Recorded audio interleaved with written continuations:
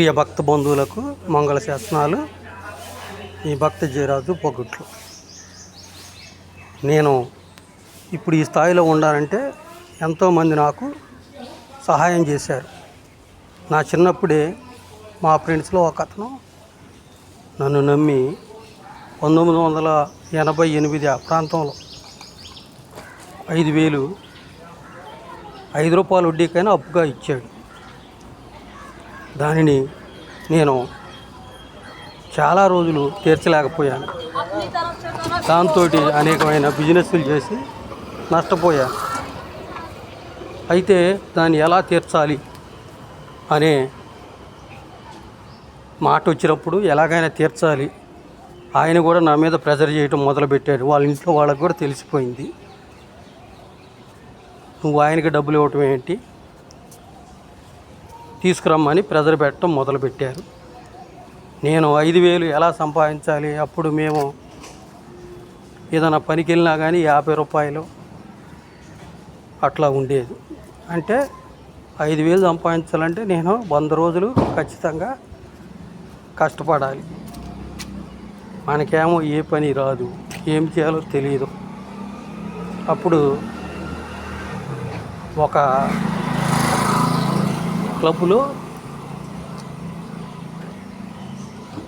మందు పోయటానికి ఒక మనిషి కావాలని చెప్పారు.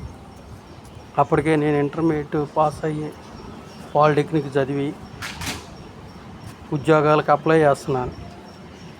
నేను వెళ్దామని రెడీ అయిపోయాను.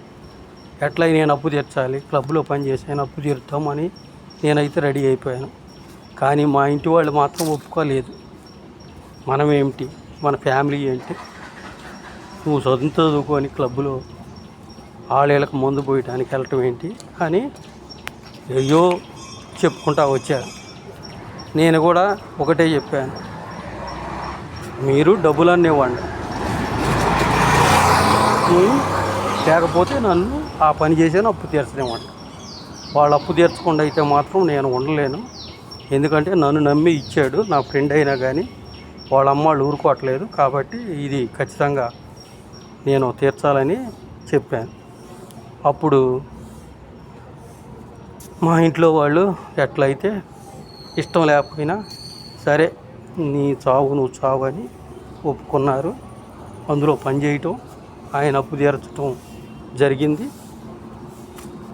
ఇతరుల అప్పు తీర్చకుండా ఉంటే మనము పైకి ఎదగడం అనేది సాధ్యం కాదు.